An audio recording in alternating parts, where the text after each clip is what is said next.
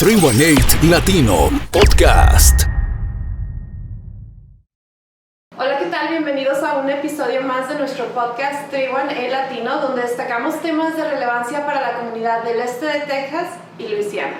Bueno, y como pueden ver, tenemos casa llena, nos acompaña un queridísimo ya de la familia de 318 Latino, nuestro queridísimo doctor Becerra. Michael, bienvenido. Gracias por invitarnos. No, gracias a ti por tu tiempo. Y vienes acompañado de Gala, preséntanos.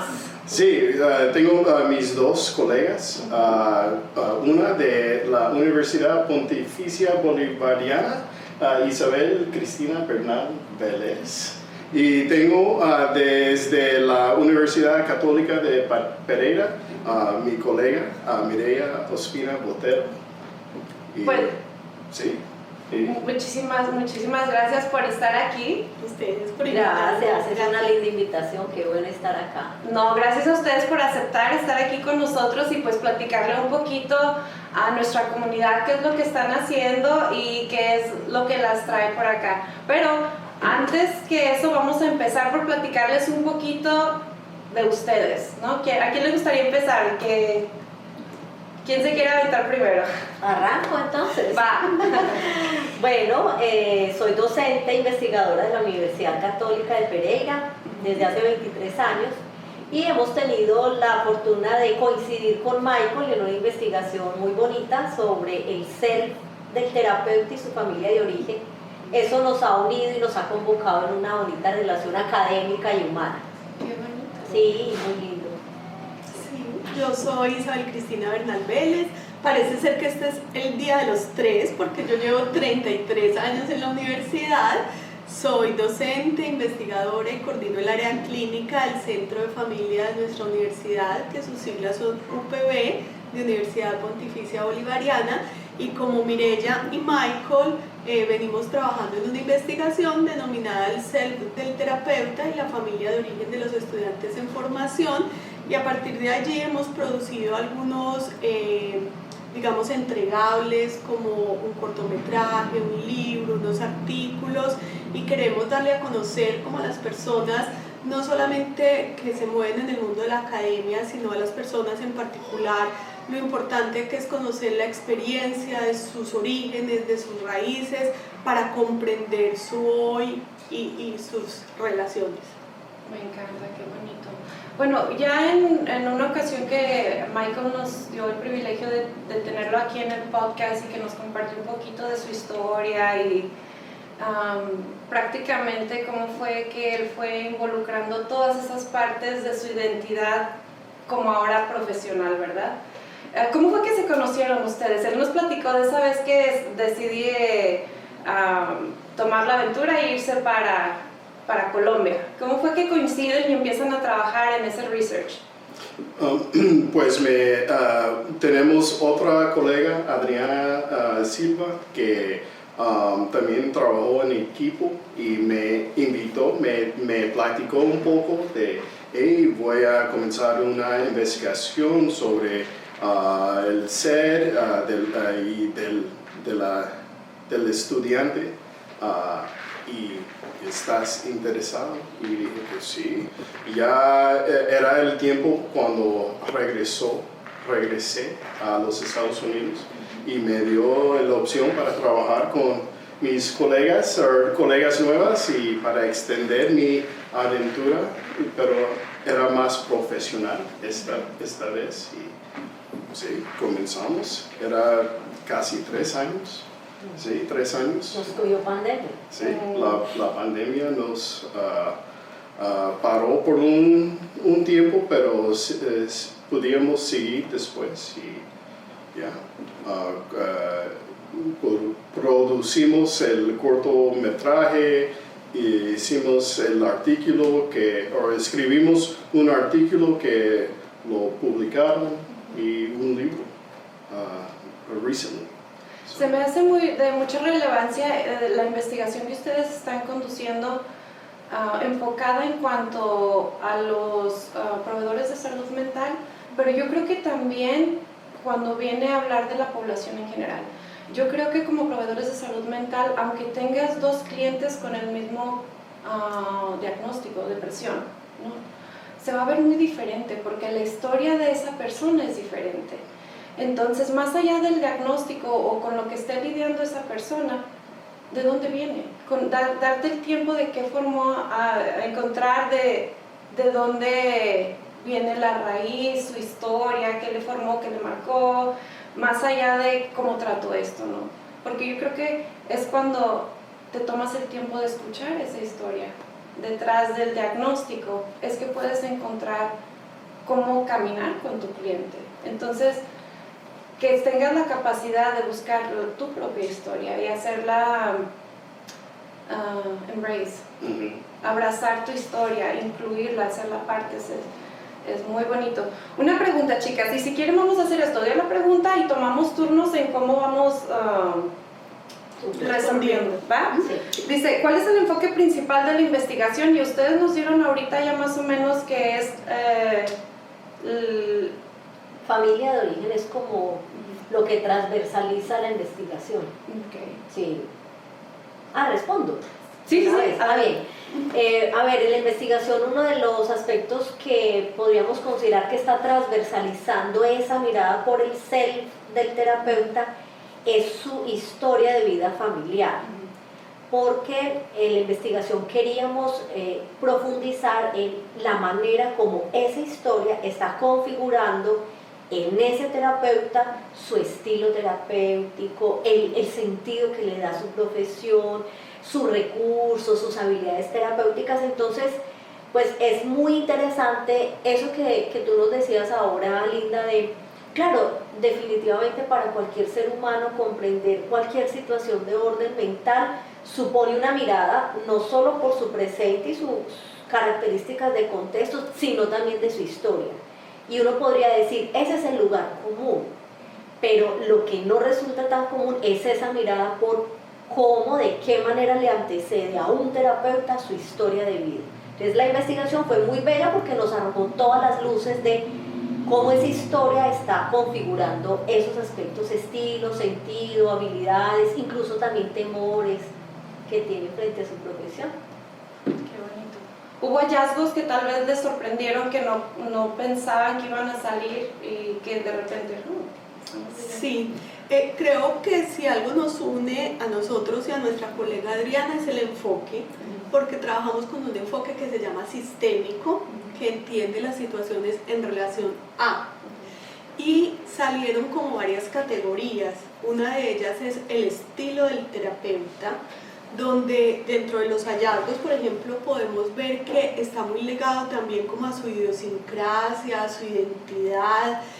Para nosotros colombianos, por ejemplo, tener símiles, tener metáforas, es algo como muy cotidiano en nuestro lenguaje, porque hacemos muy fácilmente comparaciones, analogías, y se ve esto como una técnica que se puede utilizar muy ampliamente en todas las categorías de intervención clínica, con todos los motivos de consulta, con todos los ciclos vitales, las conformaciones familiares.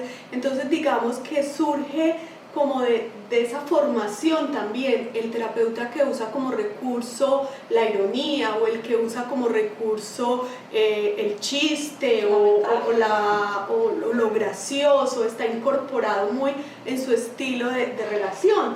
Igual otra que ellos saben que a mí me encanta, es la categoría de los miedos y los temores, porque allí encontramos cómo nosotros también somos humanos, también tenemos derecho a sentir, nuestras familias también tienen encrucijadas por resolver, pero lo importante es que aprendamos a identificar cuáles son esos miedos que en lo cotidiano manejamos, para no quedarnos anclados allí, sino para salir de ellos, construir a partir de ellos, y que estos no se conviertan en una situación de conflicto, digamos, con nuestros consultantes, sino que nos permita trascender e ir más allá. Creo que son dos categorías que son muy importantes dentro de los hallazgos. A mí otra de las cosas que me gustó mucho y que me sorprendió en función de esa pregunta es cómo para muchos de estos terapeutas el haber vivido historias en su infancia de dolor, presenciar la violencia de sus padres o tener que asumir un rol de mediador en el conflicto familiar, o estar muy solos al cuidado incluso de sus hermanos desde temprana edad.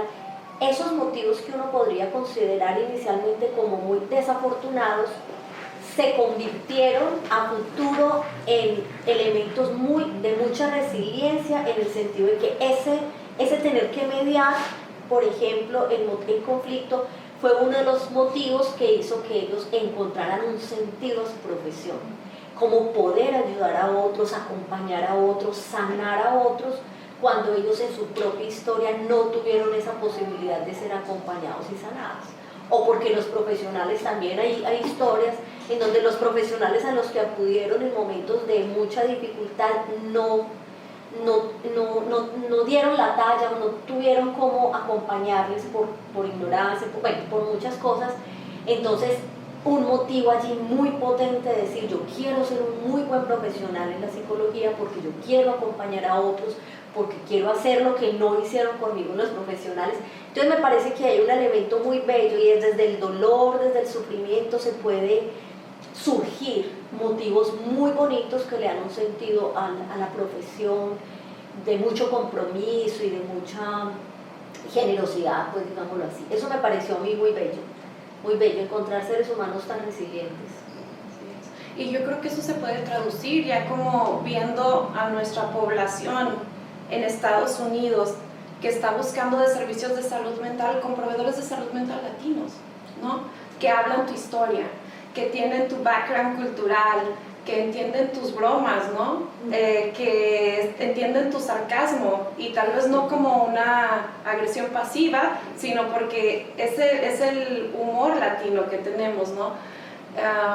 Y como proveedores de salud mental, que eres inmigrante, que tal vez tuviste esas luchas en la barrera del lenguaje, en el aculturamiento, en esos momentos de pertenezco o no pertenezco, ese sentido de pertenezco o no pertenezco a este nicho de profesionales que tal vez es un reto, ¿no? Cruzar esos mismos temores como clinician y poder estar ahí presente para tu cliente y caminar y decir: hey, todo va a estar bien.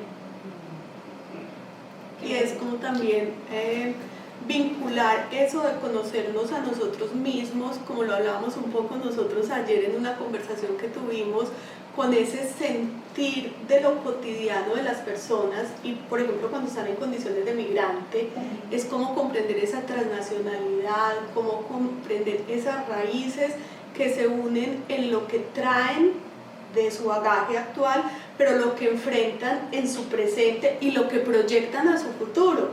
Y para eso tenemos que conocernos a nosotros mismos.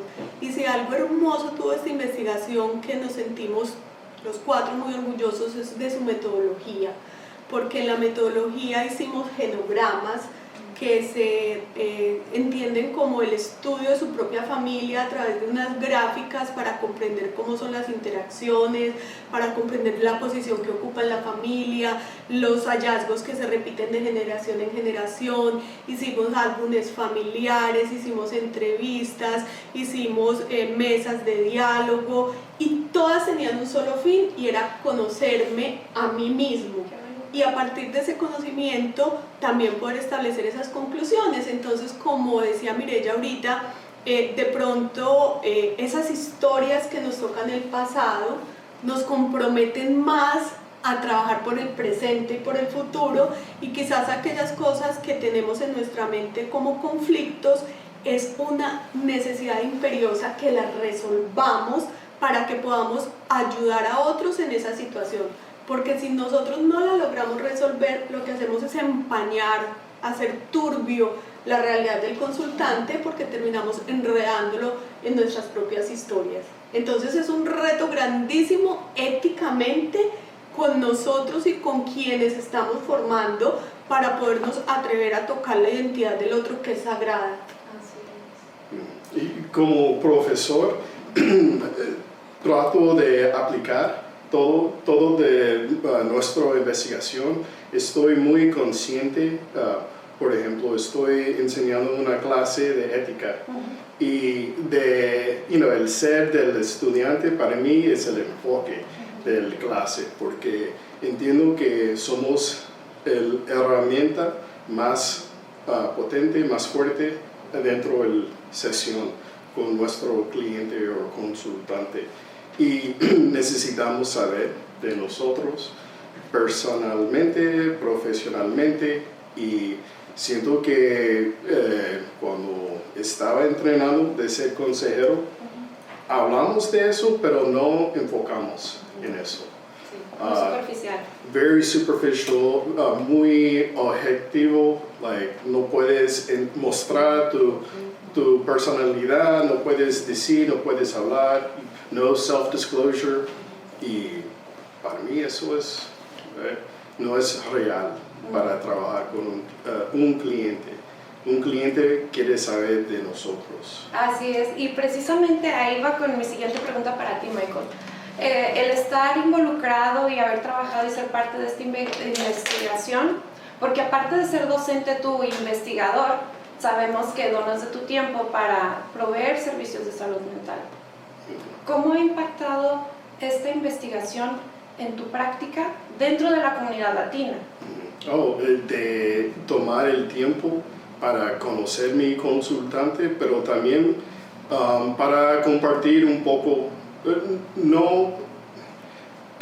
¿cómo quiero decirlo? No quiero hacer el sesión de mí, pero también no quiero tener una sesión sin hablar un poquito de yo como terapeuta, porque eso es importante. Ellos necesitan saber dónde estoy llegando y eso es una manera para construir rapport en una sesión. Así que soy más consciente, más lento, no sé cómo decirlo, pero más lento en tratar de resolver problemas, porque necesito conocer a mi cliente más, lo mejor primero, antes de intentar de resolver problemas. Me encanta eso que acabas de decir, porque mucho de lo que, y no sé cómo es en Latinoamérica, pero mucho de lo que se trabaja dentro de la formación en Estados Unidos es, tú no te quitas tu sombrero de consejero, tú estás ahí para ser objetivo, tú estás ahí para... Y yo tengo las dos partes de la moneda. Por mucho tiempo recibí servicios de salud mental, 1 año y medio, y mi consejera, la verdad que mis respetos, muy buena, pero hubo muchas veces que en esa sesión yo me sentía sola. Ella era anglo, era americana, y la verdad que se quedó conmigo, me caminó, compartió mi jornada, pero sí hubo muchas situaciones en las que yo creo que las dos nos sentábamos en esa oficina y era ese sentimiento de no te entiendo. No entiendo. Por ejemplo, un ejemplo tan sencillo como para mí era una lucha muy grande, ¿cómo le voy a decir a mi mamá que me quiero divorciar? Y ella me decía, pues así, dile, todo el mundo se divorcia. Pero el familismo, que es algo que pesa tan fuerte dentro de nuestra cultura, que yo decía, es que no es tan fácil. Pues sí, tómate un café con ella. Y yo por acá, ese café me va a costar la vida. ¿Cómo le explico? Entonces, yo creo que ya tener ese background y ahora cuando me toca estar ahí con mis clientes, digo, sí, tómate tu tiempo para tomarte ese café. Porque sabes lo que implica, porque sabes el contexto y el peso moral que tiene dentro de tu cliente. Y decir, es que no quiero ser la primera que se divorcie, ¿no? Y se me hace una parte muy bonita. Creo que hace poco, un par de semanas, tuvimos un taller en la Universidad de Texas, donde tuvimos al doctor Becerra ahí presentó muy bonito parte de la investigación en la que han estado trabajando todos. Se me hizo muy interesante, muy linda. Por eso cuando nos pusimos en contacto, dije, sí, que vengan, que se escuche de lo que están haciendo, porque es muy importante, más allá de proveedores de servicios de salud mental en general para la población, que no tengamos miedo de mirar hacia adentro y ver de dónde venimos, porque de ahí es que nace nuestro poder para conectarnos con nosotros, ser auténticos y relacionarnos de una forma más funcional. Linda, es que yo creo que justamente eso que estás diciendo en este momento es uno de los aspectos que representa como una ruptura de ese paradigma del profesional objetivo, neutro, distante un poco, todo profesional, que un poco como si le quitara esa condición humana. Y yo creo que justamente esta investigación lo que aporta es a pensarnos como profesionales de manera distinta. Y creo que Michael pone un ejemplo absolutamente precioso y es importante para mí también que el otro sepa quién soy yo, porque es que es una relación humana, o sea, no puede ser una relación en un contexto terapéutico cuando se abordan los dilemas, los dolores y las heridas más profundas de un ser humano, que sea una relación que no esté transversalizada por lo humano, por esto de lo que somos, y que sea una relación entre un profesional así todo doctor, todo estéril, objetivo, claro, y no un humano que pueda comprender desde lo entrañable que supone una situación de dolor o un dilema para el otro. Entonces yo creo que esta investigación, este es uno de los aspectos más bellos que nos permite, y es la necesidad de considerarnos como profesionales en otras perspectivas, mucho más humanos, más integrales, más amorosas si se quieren, porque es que el otro lo necesita así, en esa medida. No necesita un superdoctor que se sepa toda la teoría, toda la técnica, pero no pueda acogerlo humanamente, y yo creo que ahí está lo más bello. Así es. Lo que dice Mireya me encanta, porque haciéndolo consciente en este momento, creo que eso que aprendimos de esta investigación que exige, sino que nos puntúa en lo humano. Digamos que no es volvernos amigos de nuestros clientes, no es pues sentémonos a tomar este tinto, a ver pues si vamos a conversar hoy, pero sí es permitir una relación como más serena, como más de saber escuchar esa necesidad del otro, ese dolor del otro, que si alguna vez, como me pasó a mí hace por ahí 15 días, con una historia que me conmovió el alma y yo sentía que los ojos me iban a salir lágrimas, y yo lo único que acaté de decir fue, me conmueve tanto lo que estoy escuchando de usted, que me conecto con su dolor, y levanté el dedo y me limpié la lágrima, y eso no me hace ni menos humana ni menos profesional, eso me hace ponerme en justa medida con la necesidad del otro, con el deseo del otro. Y algo que no había pensado, que apenas estoy pensando en este minuto, es, creo que luego de esta investigación, mis usuarios desertan menos. O sea, hago procesos que a veces digo yo, Dios, ¿cómo le pongo fin a este proceso? Porque le digo a mis usuarios, hemos terminado, cumplimos los objetivos terapéuticos, no necesitamos trabajar más. Y los usuarios me dicen, solo quiero seguir con usted porque encontré a alguien que realmente me escuchara. No tengo nada específico que trabajar, solo quiero venir a que me escuche, porque nadie me escucha como usted lo hace, ni me pregunta de la manera que usted me pregunta. Entonces, hagámoslo una vez al mes, no lo tenemos que hacer con tanta continuidad, pero no me niegue la oportunidad de que alguien me escuche de una manera diferente a como usted lo hace. Y creo que eso lo aprendí de la construcción de estas personas maravillosas y de ese saber que nos regalaron otros, que se dejaron entrevistar de nosotros, que se dejaron que entráramos en sus vidas, que conociéramos su historia, su humanidad, y que precisamente los hallazgos los sacamos fue gracias a esos otros que se dejaron tocar de nosotros. Qué bonito. Sí, porque la verdad que hay mucho que tomar de su investigación. Una pregunta, ¿qué las inspiró? ¿Qué las motivó? ¿Qué fue lo que movió el corazón? Porque, bueno, visto está que son investigadoras, ¿son docentes las dos? Ok. Y aparte tienen su práctica. ¿Qué las motivó o las movió a decir, ok, vamos a ver qué podemos trabajar en esta área? Fue una invitación. Aquí el cerebro fue Mireya. Ella empezó a soñar en esto, y ella a través de su universidad fue quien nos invitó y convocó este equipo que hoy representamos, así que dejémosle al cerebro que nos cuente de dónde nace. Déjame extender la pregunta. ¿Hubo alguna experiencia o alguna anécdota o algo que tú dentro de la academia o como investigadora, notaste que dijiste, ¿qué es lo que hay esta área para trabajar aquí? Sí, yo creo que en general la manera como las universidades, bueno, y ahora que usted, Linda, lo menciona, me doy cuenta que no solamente en Colombia, sino que también puede ser un aspecto común acá, como enfocan la manera de formar a los estudiantes.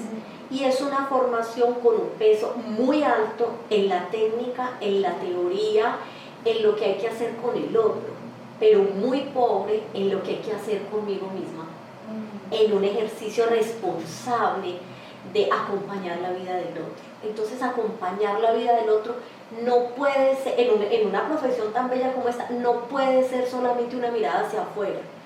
De manera responsable y ética tiene que ser una mirada hacia adentro. Entonces, bajo esa perspectiva y un poco con estas nuevas corrientes que van surgiendo, de decir, venga, es que no es un encuentro técnico, es que usted también está poniendo su humanidad allí en ese ejercicio, entonces investiguemos esto, démosle un peso y un realce a esa dimensión humana del profesional y de lo que le supone mirar hacia adentro. Entonces yo creo que eso nos animó y nos ha retado también a cuestionar en nuestras propias prácticas pedagógicas cómo estamos haciendo esa formación a los estudiantes. Y Michael, mire el ejemplo tan precioso, es que me encantó lo que dijo Michael.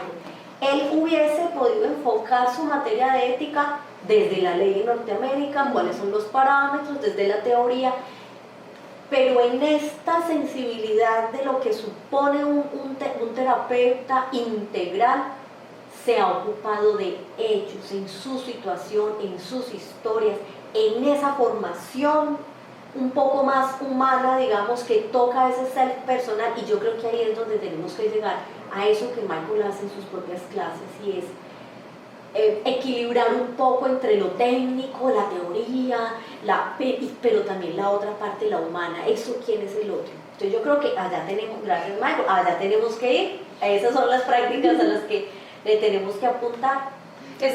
Sí, con lo que quería comentarles era que cuando hacemos este tipo de procesos pensamos que incluso dentro de Colombia regionalmente habían diferencias.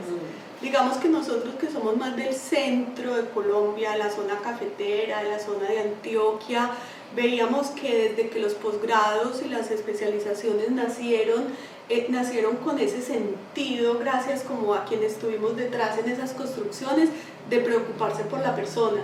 Pero veíamos que otras regiones del país, muy referidas a ya no el centro, no tenían esta preocupación.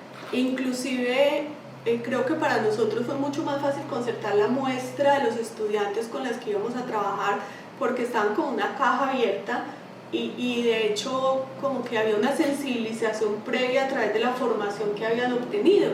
Pero para las universidades de otras regiones esto casi que parecía como un cuento que no tenía sentido. Pues ¿por qué me preocupo por mí mismo si yo no vine a estudiarme a mí mismo? Yo vine a estudiar a otros. Y para otras regiones del país fue muy difícil hacer este ejercicio investigativo porque no existía la conciencia del para qué me voy a tocar a mí si yo eso no es lo que vine a buscar a la universidad. Qué bello. Y me encanta, voy a recalcar lo que acabas de decir, que prácticamente Michael lo que está haciendo es poniendo en práctica la investigación, ¿no? Es hands-on, en el salón. Sí, pero soy muy bruto. Es modesto. Siento que soy muy, I'm a hands-on type of person y no soy mucho de la teoría, sí lo entiendo, pero soy mejor aplicando las cosas que aprendo, así que es más fácil. Y se me hace que es muy importante lo que estás haciendo, de poner en práctica el research del que fuiste parte, porque es cierto, es importante saber el código de ética, ¿no? Cuáles son tus límites, los lineamientos, hasta dónde no llegas. Pero ¿qué hay cuando estás batallando para establecer esa conexión con tus clientes, ¿no? ¿Qué está pasando dentro de mi práctica que me está impidiendo encontrar mis clientes donde ellos están, ¿no? Que tal vez ese sombrero me está... Un ejemplo tan sencillo que ayer estuve en un evento y pues fue muy formal, ¿no?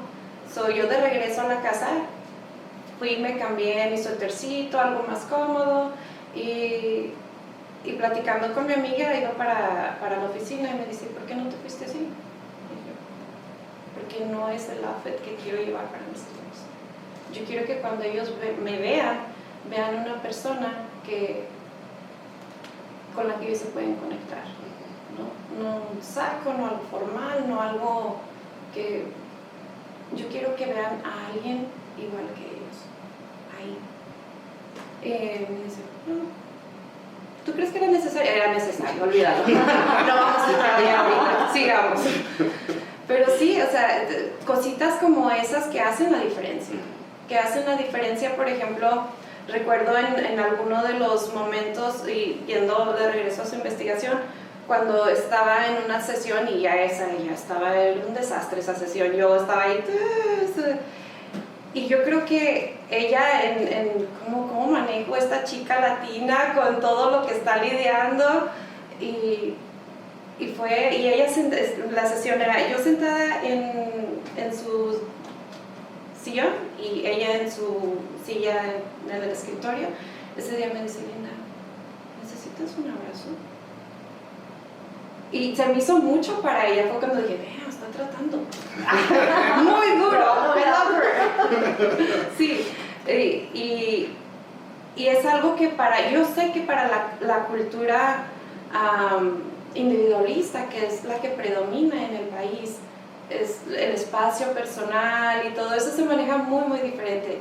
Y cuando ella vino y vino y se sentó a mi lado y me dio ese abrazo y dije, gracias, me siento mejor. Es como cuando esos momentos donde te permites ser un humano con otro humano que está en una situación complicada. Entonces, qué bonito. ¿Cuál fue uno de los hallazgos que más les interesó de su investigación? Que dijeron,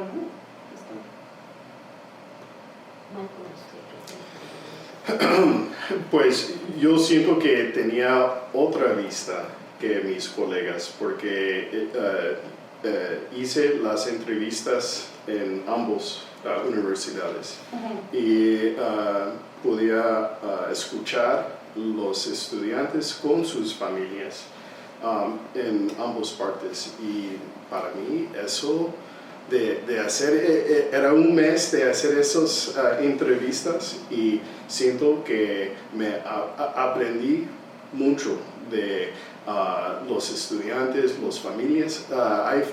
Entrevistamos una familia, un papá que dijo que él no quería a su hija ser terapeuta, o tenía miedo de los dolores de la familia y eso, y siento que eso era muy importante de escuchar.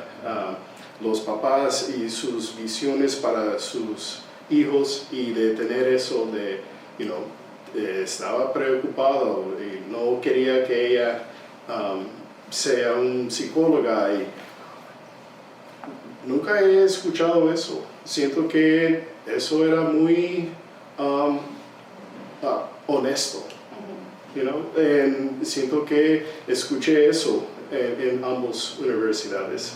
La honestidad, ¿is that a word? The honesty de la familia, y hablando de sus pensamientos, de sus hijos, ayudando a otros. No sé, siento que eso me quedó conmigo, y enforzó y que la importancia de escuchar los estudiantes y para darles espacio para conocer ellos mismos. ¿Qué retos se enfrentaron dentro de su investigación? Porque esto pudiera sonar como hasta cierto punto la ideología que cada persona trae cuando viene a su formación profesional, ¿verdad? ¿Cuál fue alguno de los retos que enfrentaron dentro de conducir esta investigación? Para mí fue un reto, pero al mismo tiempo fue algo maravilloso, y es como la diversidad Nosotros desde nuestra formación en terapia familiar en la universidad pueden ingresar personas con el interés de ser terapeutas de familia de diferentes disciplinas de las ciencias sociales. Entonces tenemos médicos, enfermeras, trabajadores sociales, sacerdotes, abogados, y entonces pensar no solamente en esa multidisciplinariedad desde su formación, que de alguna manera los transversaliza en su ser y que llegamos a exteriorizarlo a través de una formación, pues a mí eso me parece encantador, porque creo que es tener una visión muy holística de las situaciones y tener también la opción de algo que yo decía para nosotros fue como transgresor positivamente, y es tener en nuestras aulas los papás, las mamás de esos estudiantes hablando acerca de sus hijos, de su formación, de lo que ellos esperaban, de lo que encontraron, del respeto también por sus elecciones profesionales. Y yo decía, wow, yo esto nunca lo he visto en ninguna parte. No solamente fuimos capaces de llegar a los estudiantes, sino también a las familias de sus estudiantes.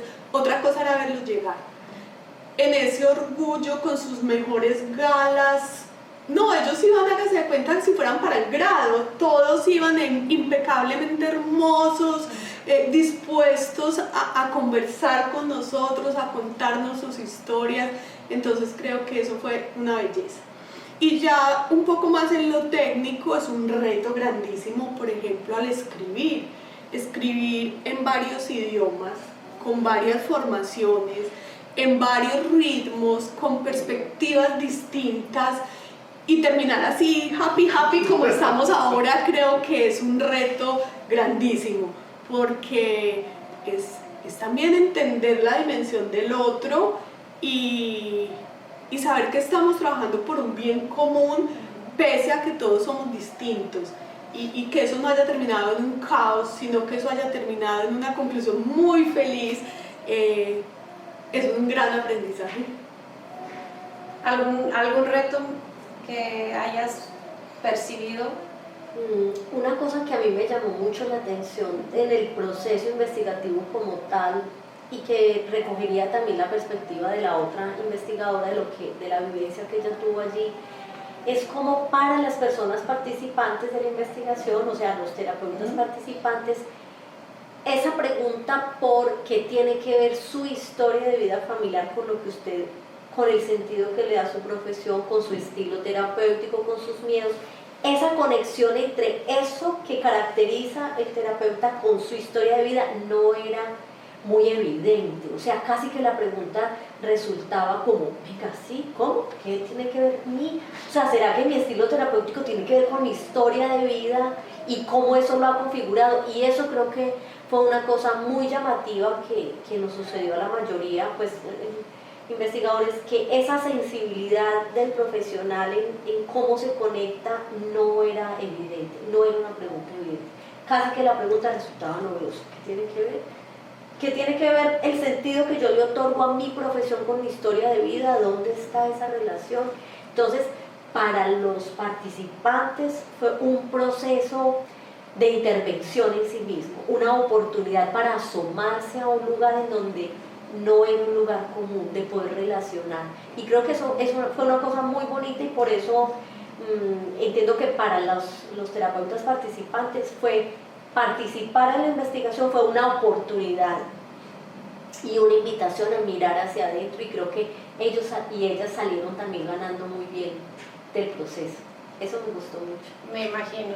Siento que intenté de replicar la investigación aquí, y invité a los estudiantes para hablar de sus familias, y nada, crickets.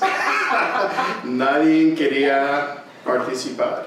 Mira, ahorita que las estaba escuchando a las dos hablar de eso, me encantó, porque lo que mencionabas, que muchos de los que estaban participando dentro de la investigación, o por lo menos en las aulas donde tú te desenvuelves, que traen otra formación.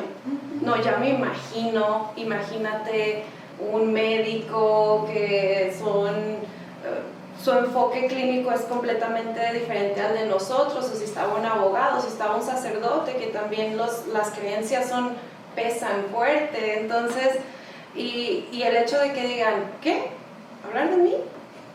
No, vamos a hablar de mi cliente, ¿no? Y porque a veces es intimidante, ¿no? Y más cuando estás aquí porque quieres ayudar, quieres hacer, pero de este lado no.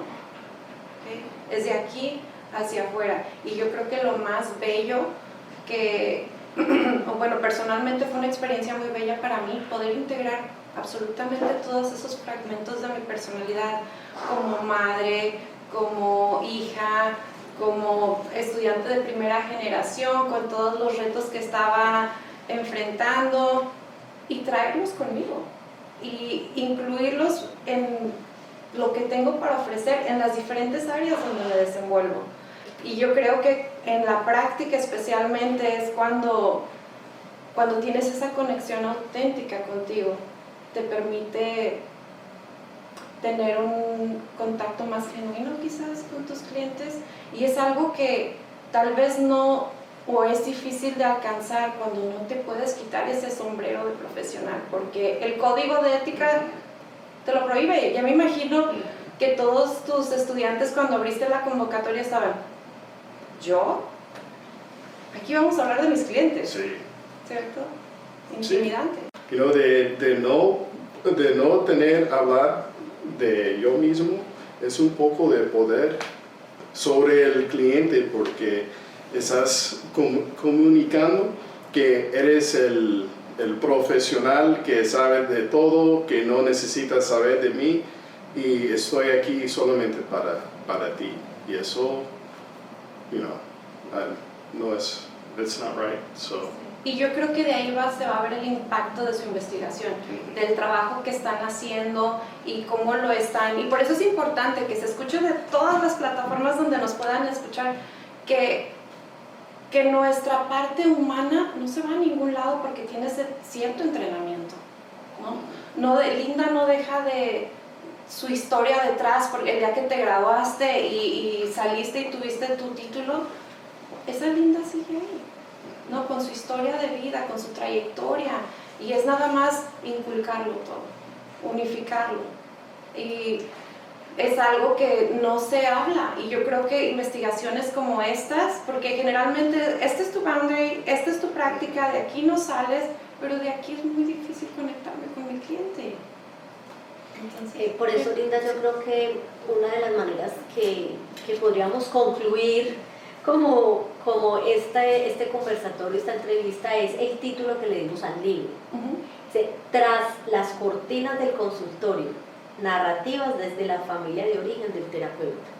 Y eso es una metáfora en sí misma que nos invita a pensar que el consultorio el consultorio está lleno de muchas otras personas, simbólicamente hablando, y es todas las personas que configuran esa historia de vida familiar y se esconden tras las cortinas del consultorio. Y si usted no es lo suficientemente consciente de esa historia, esos personajes se vienen como fantasmas en el contexto terapéutico a interferir, a distraer, a distorsionar. Entonces de ahí la importancia que el terapeuta, metafóricamente hablando, corra las cortinas y reconozca qué es lo que le precede en su historia de vida. Y yo creería que no es ni siquiera bajo la obligatoriedad de resolver todo eso. Habrá muchas cosas que durará toda la vida un terapeuta tratando de resolver. Sus heridas, sus dilemas, o sea, su condición humana, pero sí reconocerlas. O sea, puede que se demore toda la vida resolviendo ciertas cosas, pero reconozcanlas, sean conscientes que tras las cortinas del consultorio hay unas historias, unas personas y todo lo que le precede humanamente, que si no lo reconoce se le atraviesa. Entonces yo creo que el título del libro en sí mismo es muy provocador, y qué bueno que todas las personas que nos escuchan se animen a leerlo. Lo pueden encontrar muy fácil ahí en internet, simplemente con el título pueden acceder a la base de datos donde está colgada el libro y bueno, una oportunidad muy bella para mirar lo que se esconde tras las cortinas del consultorio. ¿Tienen algún link que tal vez pudiéramos dejarlo vinculado al podcast por si alguien se está escuchando su investigación y dice, yo quiero leer el libro? Sí, claro. Es hermoso. A través de Michael les podemos dejar el link. Es de divulgación abierta, es de consulta gratuita, tiene unos capítulos en español, tiene unos capítulos en inglés, las personas pueden acceder a él. Tiene una portada maravillosa que también la logramos a través de una profesora de trabajo social de la universidad, donde hay una abuelita como leyéndole un libro a su nieto y otro nieto tratando de ver un poco más allá. Y es eso, porque le salen como unos árboles de la cabeza. La portada es hermosa y tiene mucho sentido con la investigación, porque es esas raíces que le entrega la abuela como tronco de la familia y que se expanden en las ramas a través de todas las historias que se conectan. Entonces a través de Michael les dejamos el libro para que lo puedan leer. Y terminando con la metáfora que nos propone Mireya, pues hay dos cosas que quisiera llamar la atención. Una es que si detrás de nosotros como terapeutas hay toda una historia tras la cortina, tras el libro, tras la investigación, hay otra cantidad de personas, nuestros auxiliares de investigación, porque nosotros somos los principales, pero hubo otros auxiliares que nos ayudaron en las construcciones, aunque siempre nosotros, y eso lo recalco, no cedimos la recolección de la información, que creo que eso es súper importante. La mayoría de las investigaciones hay otros que recogen la investigación para que los principales la analicen. Nosotros estuvimos metidas en todo, pero también tuvimos personas que nos apoyaron. Y bueno, en las construcciones colectivas hay muchos que no aparecen aquí, pero que hacen presencia dentro de esos procesos. Y lo otro es, en la metáfora, hay otra con la que siempre trabajamos todos estos 3-4 años y fue de terapeutas para terapeutas. Porque sin importar la formación de base de quienes estuvieran con nosotros, que para unos fue muy fácil cambiarse el sombrero, porque dentro de sus formaciones de base no está el diagnóstico. Para quienes tienen la obligación de diagnosticar y pasar a un enfoque relacional, es mucho más difícil hacerlo. Siempre tuvimos la idea de que somos terapeutas construyendo para que quienes se están formando como terapeutas puedan tenerlo mejor. Y eso fue súper motivante y creo que es lo que nos da identidad a nosotros como equipo. Qué bonito. ¿Y se nota? Se nota ese vínculo que establecieron. Mireya, si le pudieras dejar un consejo o algo, un mensaje para nuestra audiencia, o tal vez si hay estudiantes que están, u otros profesionales que se dedican a proveer servicios de salud mental, ¿qué les dejarías? ¿Un mensaje? Sí, un mensaje. La invitación es a que viajen hacia adentro con la disposición de descubrir, de comprender, de reconciliar, para que eso les haga unos mejores profesionales. El mío es que la perfección no existe. Creo que la perfección es una invitación construida socialmente que tenemos que deconstruir. Estamos todos en proceso de crecimiento y transformación y como tal tenemos que ser maleables ante esos procesos y tenemos que reconocernos como personas con límites, como personas que necesitamos seguir pensándonos, repensándonos, pero siempre dando lo mejor de nosotros. No me acuerdo, creo que esto lo leí en un libro donde el autor decía, el día que llegamos a reconocer que no somos, sino que vamos siendo, tomas control de quién tú eres, un poquito, ¿no? de esa autonomía, porque no somos de tal o cual forma, se vale reestructurar, se vale replantear, se vale cambiar. Entonces, como que esa quote me impactó y dice, el día que reconocemos que no somos, sino que vamos siendo a través del tiempo. en las diferentes etapas de tu vida. Michael, No, un mensaje sencillo para los hombres latinos. Yeah. Necesitamos más consejeros, más psicólogos que son latinos. De conocer a tú mismo te hace muy o más fuerte como hombre. Así que necesitamos más hombres en la profesión. no importa de dónde viene tu background, no importa cuál es tu historia, yo creo que siempre va a haber una persona que si tú estás dispuesto pueden aprender de ti. Así es de que... ¿Nos repiten una vez más el nombre del libro? Tras las cortinas del consultorio, narrativas desde la familia de origen del terapeuta. Me encanta. Vamos a dejar acá abajo el link para si alguien se interesó en leer un poquito más de cuáles fueron los hallazgos de la investigación y cuáles son las historias que estuvieron formando y trazando el camino para este bonito resultado. Muchísimas gracias por su tiempo, gracias por estar aquí. ¿Cuánto tiempo más van a estar aquí en Luisiana? Creo que se nos va a ir como un abrir y cerrar de ojos. De nuestra llegada a nuestra partida serán 7 días, los cuales trataremos de disfrutar al máximo. Tenemos un anfitrión maravilloso y muchas invitaciones de la Universidad de Luisiana para compartir estos procesos académicos y de investigación. Qué bello. Bueno, entonces ojalá, supongo que no será la última vez que estarán con nosotros, tal vez igual luego nos podemos reunir y hablar de diferentes temas y cuál va siendo su experiencia dentro de las transiciones entre lo que están haciendo en Colombia y lo que pudieran desenvolverse y desarrollar dentro de Luisiana.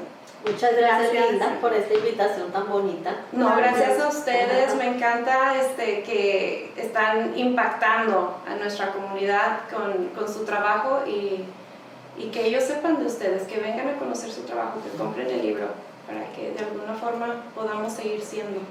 Muchas gracias. Gracias a ustedes. Bueno, los dejamos. Muchísimas gracias por su tiempo y nos vemos en un episodio más de su podcast 318 Latino. 318 Latino tiene solo tus mejores gustos. En internet desde Shreveport.